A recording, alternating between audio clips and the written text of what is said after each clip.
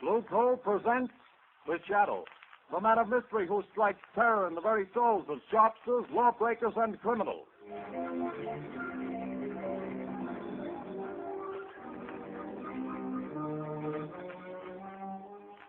Friends, there's no longer any need for you to rely on guesswork when it comes to buying fuel.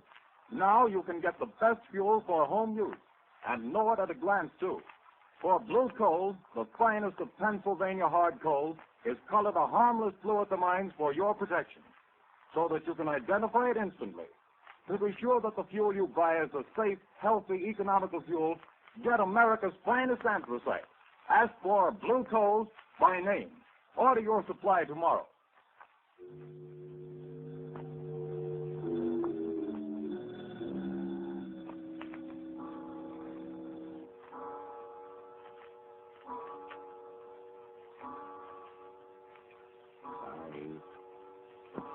Arthur, don't. 7, 8, 9. This is the hour, my dear. I can't stand it, I tell you. Always at 9 o'clock it comes. But if I hear that horrible thing again, I'll go crazy. Oh, this awful house. But it's quiet, my dear. Way out in the country like this, I can install my laboratory here as soon as I get around to it. As for these strange sounds, well, haunted houses have always fascinated me. I've always wanted to meet a ghost, shake hands with him, invite him to tea. Stop talking like that. It's serious. Oh, I've tried to stand it for your sake, Arthur, but I don't know how much longer. My heart isn't strong, and I... Hear it? But that's only the wind, isn't it? No. It always starts like that. You know it does. Don't move. Listen. Arthur, it's coming. It's coming. It's coming. A ghost, eh? Well, we'll see. I'll meet him this time. I'll meet him halfway, too. Stop! Stop! Come, we'll both meet him. Give me your hand. No.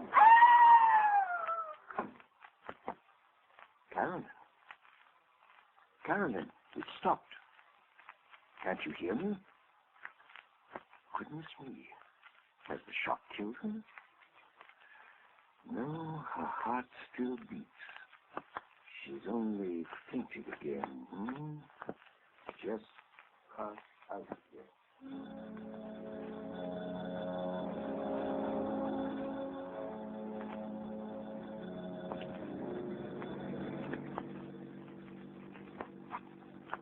Turn the next corner, Lamont. It's that big house down on the hill. May I ask, Margot, the reason for this late call on Carolyn Sneed? I'd like to know what's the matter with the poor woman.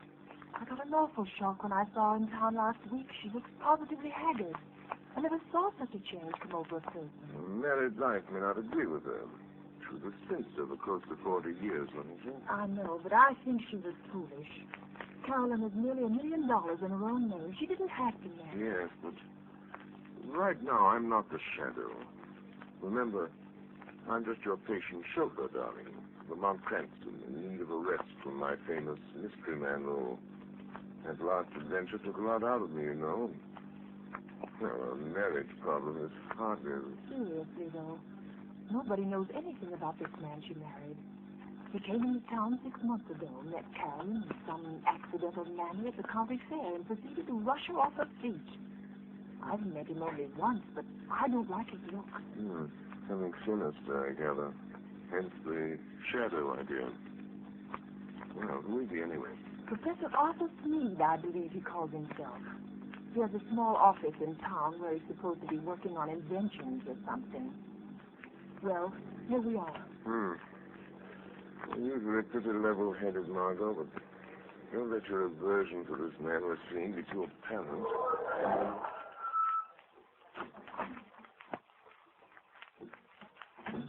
Dreary place, isn't it?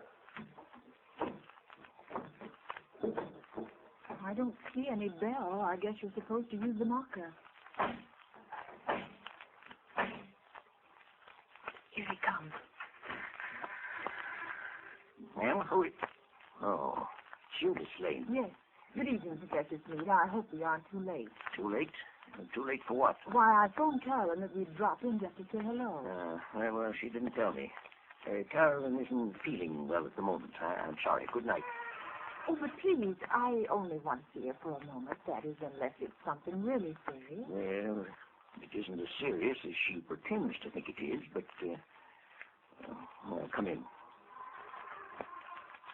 Thank you. This is my friend Lamont Cranston. Come in. I'm very happy to see Mr. Cranston. I've heard a lot about him. How do you do? You say Carolyn is ill? She didn't mention it when I came on suddenly. She's been in a nervous condition lately, but it's mostly imaginary. I made her go to bed. Well, would it be all right if I saw it? I suppose so. Go on up if you like. Well, thanks. I'll only be a few minutes, Lamont. What seems to be the trouble with your wife, Professor Smead? Oh, she's run down, I guess. Frightfully nervous. She has some absurd notion that this place is, haunted. Haunted? It's only the wind, of course, and the creaking of an old house. Ghosts. She keeps talking about ghosts. And I can't persuade her that there are no such things. Of course, old houses have a habit of getting themselves haunted, Professor. As for myself, I'm not so sure there are such things as ghosts. But surely, Mr. Cranston... Oh, not the conventional sort, perhaps, but... I mean people's spirits. Souls, whatever you want to call them. Haunting the places where they've been unhappy. Very interesting, I'm sure. But a lot of tosh. I put no stock in it. No? I'm just noticing that rather rare book on the table, Professor. Neuroses of Death. What? If you're interested in that, I'm sure you must be interested in ghosts. I understand its morbid analysis of the factors of violent death are quite interesting. What do you know about it? Oh, I read all sorts of things, Professor. Professor Smead. Oh, yes, Miss Lane? Carolyn wants her sedative. Oh, yes. I'll go up and give it to her. Did you find her comfortable, Miss Lane? I think Carolyn is seriously ill. Yes, but more nerves than anything. Excuse me just a moment, won't you? Lamont, there's something wrong here. I was afraid there was. I don't know what it is, but it's something terrible. What's the matter with Carolyn? But she hardly recognized me, and she talks like one in a trance, as though she were in the grip of some deadly fear. When I suggested sending the doctor over, she shook her head, but I'm going to just the same. I can't help feeling it's that man, her husband. Yes, he isn't very pleasant, is he? His skin has an odd pallor. You see it on men who've spent some time in prison. And many little traits of his behavior that interest me as a psychologist. A remarkable man. You don't know. I don't know. But I think we'll investigate this more or less formally, Margot. I'll visit the professor tomorrow at his office in town. If there are ghosts involved here, perhaps the shadow can bring them to light.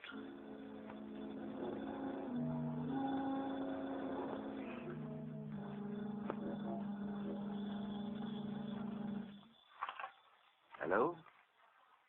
Yes, Carolyn. Well, don't worry, my dear. I'll leave the office here at 5, and I'll be home before 6. Yes, I understand. Goodbye, dear. Well, who is it? Is that you, Miss White? Who's opening that door? Don't get up, Professor. I'll close it after me. What? I thought I might find you in. Who said that? Who are you? Your conscience speaking, Professor. Or have you a conscience? I'll show you what I've got. Don't excite yourself. I'm only a voice. A voice they call... Professor, have you ever heard of the shadow? The shadow? Yes. You seem to have heard of me. What do you want? I've come to warn you, Sneed. Warn me? Warn me about what? I know what you're doing. What? And I know how it's going to end. The end is death. Death? I have something here I'll toss in your lap. There. Do you hear it? Why, you... Get out of here, I tell you. See it? Look. It's half of a playing card. The ace of spades.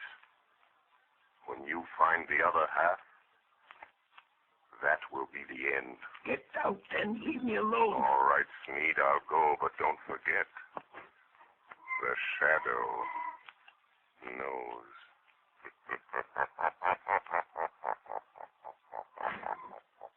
Trying to frighten me with his tricks.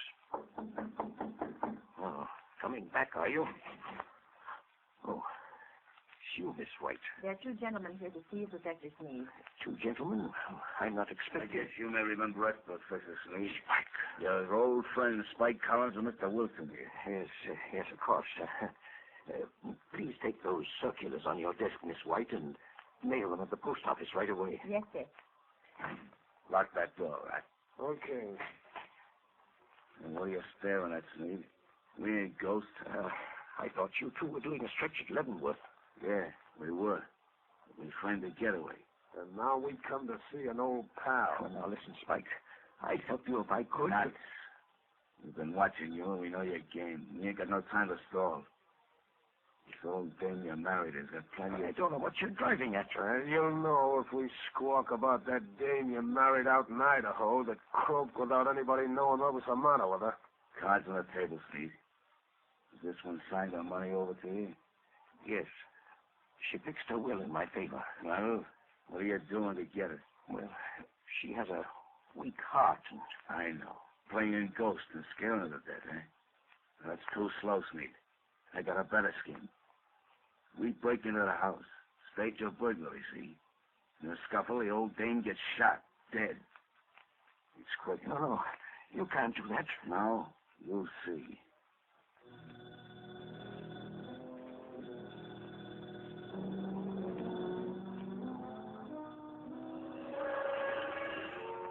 Spike Collins. Spike Collins. Wake up.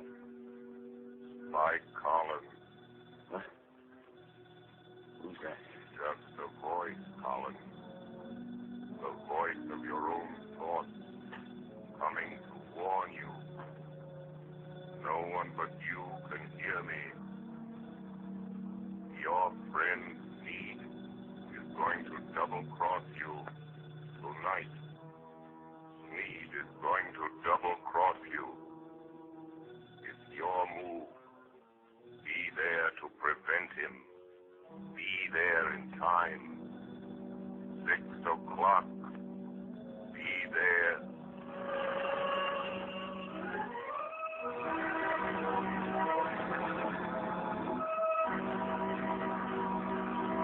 The Shadow will return in just a few moments. While we're waiting, ladies and gentlemen, I want to tell you about the ever-increasing popularity of Blue Coal, America's finest anthracite. Blue Coal is winning new friends every day among New England housewives. They not only like the superior heat of Blue Coal, but they find that it simplifies housekeeping. This is because Blue Coal is so clean. It burns completely and does not send any particles of unburned carbon through the house to be deposited on furniture or woodwork. The drudgery of daily cleaning is reduced to a minimum with this clean fuel. Blue Coal is the largest single brand of solid fuel prepared especially for home use.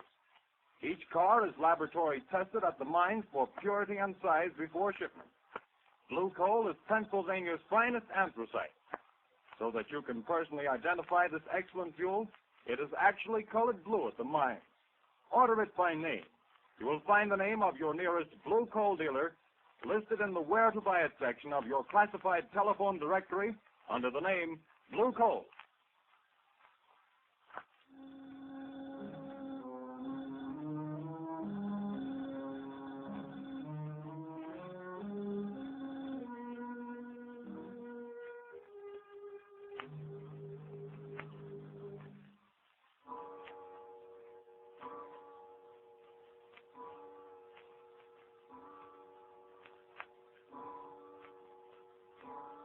Are you comfortable in that chair, Carolyn? Yes, thank you, Margaret, dear. And I do appreciate your coming out here and staying with me. I'm glad to do it. But it's 6 o'clock. Your husband ought to be coming home pretty soon, shouldn't he? He phoned just before you got here and said he was starting. He seemed very agitated. Oh, he's a strange, unaccountable man sometimes. There are things about him I don't seem to understand. Yes, I know, dear. He has the car, I suppose? Yes, he's driving. He's probably on his way now. I've got to think of something. I know. We leave town. You're driving rather recklessly, Smead. You again. I'm going to haunt you. Try to forget that I'm here in the rear seat. If it annoys you. No, don't look under the seat. If I could only see you, get my hands on you, I'd show you how much it annoys me. Shut up. I'm the voice of your conscience, Smead. Perhaps you have a conscience. After all, I could choke that voice down your throat without any trouble to my conscience. if you only had the power of second sight, you could see me. That's an invaluable gift, Smead. Being able to see things that other men can't. Some people call it mental telepathy. Some by other names. Remember, I can see the pictures you make in your mind. I told you about that. You can warn all you like. That's not evidence. Not in court. A lot of wild guesses that don't mean anything. Well, doesn't it frighten you a little, Smead? I simply will you not to see me, and you don't. Careful. There's a truck coming down the road. Better sound your horn. Good Lord, the fool's taking up the whole road. It's going to hit you. Look out. It's gone. There wasn't any truck there. No. I willed you to see it. And you saw it. No truck at all. Just hypnotism. Gosh, I'm having hallucinations. But that's the way to dispel hallucinations. Drive straight through them. Be careful. We're near your house. And this old mill road is tricky. What about it? Look, Sneed. There's a man in the road ahead of you. There is, eh? Really? Why, it looks like one of your two pals that called on you today. I knew he would be here, Sneed. Really? You're going to hit him if you don't watch out. More of your hallucinations. You think that I'll believe you again, don't you? Well, I won't. Look out. I hit him. This time, it was no hallucination, Sneed. He was in front of you.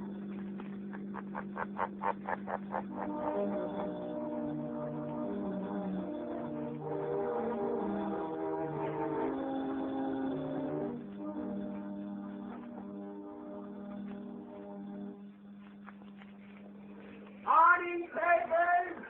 Morning papers!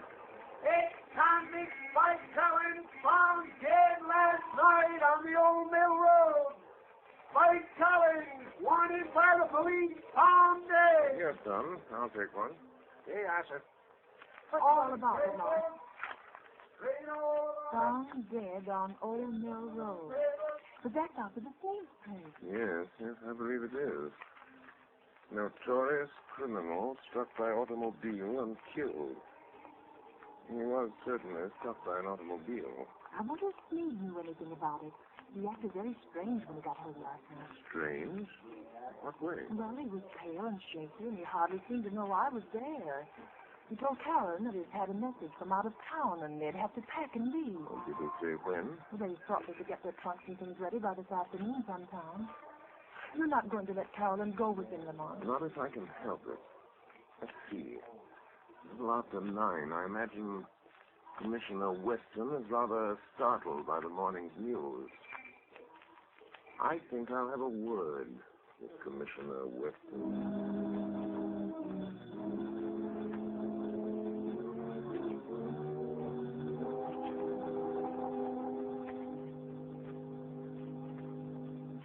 Mr. Watson, they're sending Collins' body into the morgue. You went out there this morning and checked all details, Captain? Yes, sir, I did. And whoever hit him certainly smashed him up good. His face was all out of shape and couldn't recognize him. But we found these in his pocket. Now, let's see. A letter from his girl out west, looks like. Insurance policy. Library card of Leavenworth Penitentiary. And this ring, sir, that Collins always wore, with the figure 8 on it. Oh, yes. Well, it's a good job done, whoever did it. Tag that stuff and file it. Yes, sir. Let me know when the wagon gets there. Yes, sir. Police Department, Commissioner Weston speaking. Good morning, Commissioner. This is your good friend, the Shadow. Oh, yeah? Well, what the blazes do you want? To be of a little assistance, as usual. Yes, I see. I'm getting tired of this rigmarole, though heaven knows things happen when you phone. And what's the assistance today? Why didn't you investigate the ghost that haunts Sneed House, Commissioner, on the old Mill Road? Well, you missed up on that one, Mr. Shadow. I don't put much stock in ghosts, but we went out there and checked up, searched the house. There's no evidence. No? Go again today, Commissioner. And this time, I think you'll get your evidence.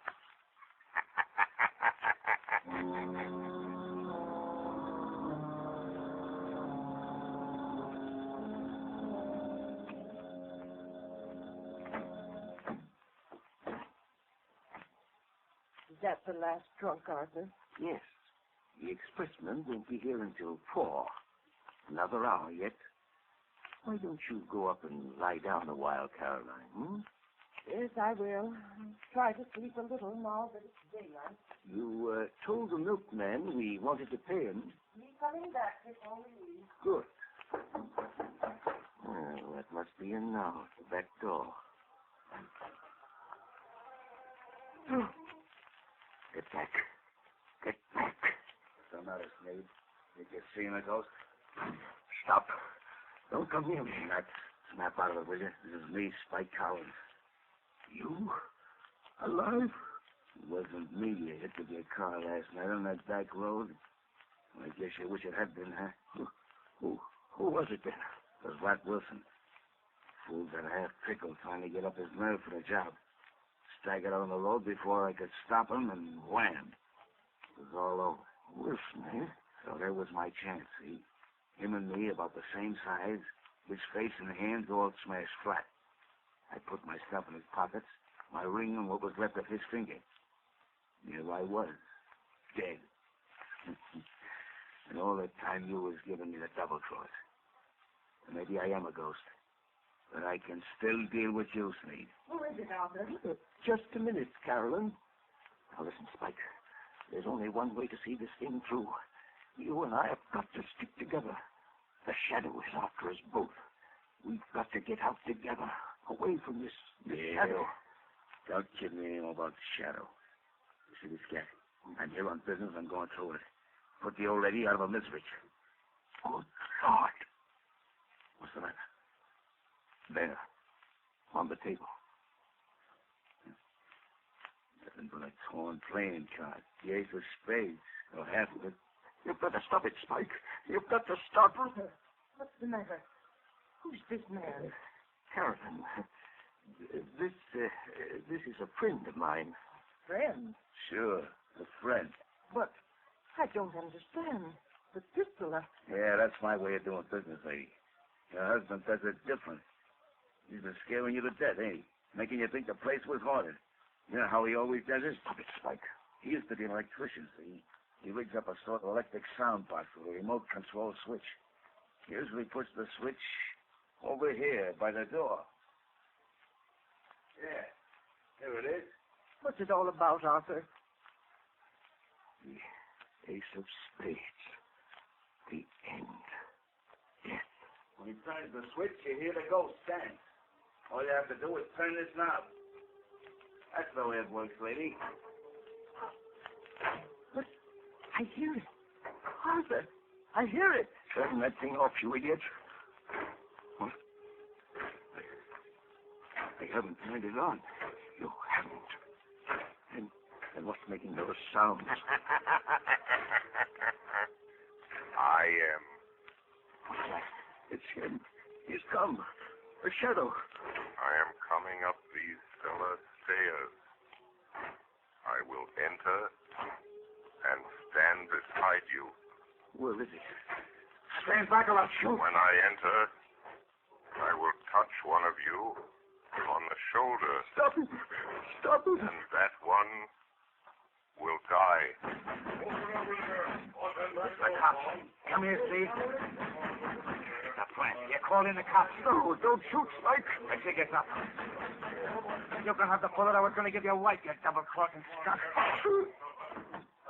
Oh, you killed him. Go through that side room, boys. Okay. Stick him up. I got him. Outstanding. Still on. Break your arm. There. Now, hand over that gat. All right. I'm through. You win. Spike Collins. Spike. Collins? I thought he was... Piece of fool. I thought you... Say, what is this? Who was that guy that got killed over here last night? Come clean, Collins. Whoever it was, I didn't do it. Who's that? Where are you? Don't be alarmed. I am here behind you. In the shadow. Oh. So you're here, Shadow, eh? Maybe you know who got killed here last night. The man killed last night, Commissioner, is a ghost. Oh, yeah? There are now 2 ghosts in this little adventure. Mr. Collins will probably make the 3rd. You really should believe in ghosts now, Commissioner. And in shadows.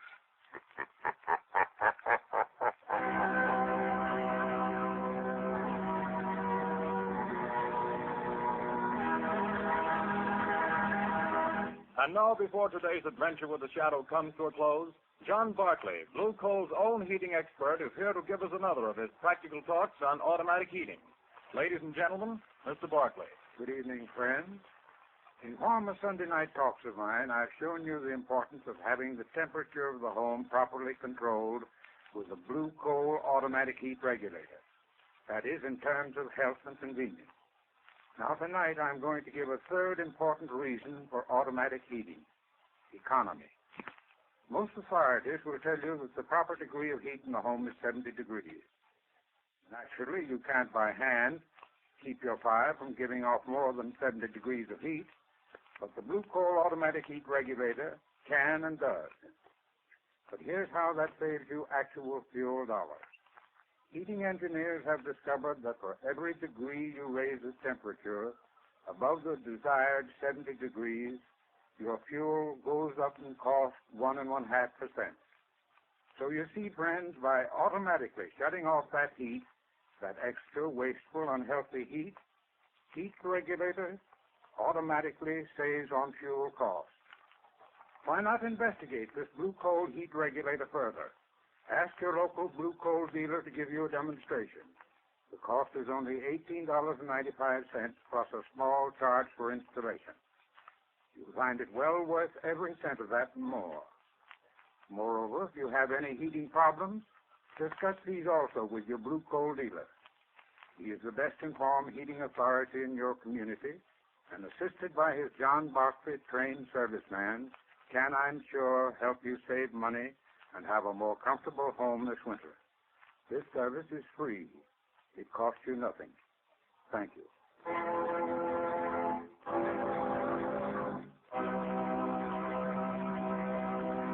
The Shadow adventure you have just heard is copyrighted by the Shadow magazine. The characters in this story are entirely fictitious. Any similarity to persons living or dead is purely coincidental.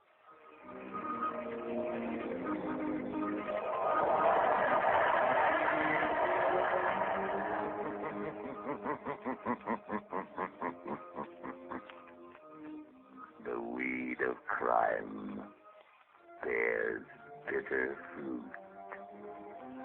Crime crime does not pay. The shadow knows.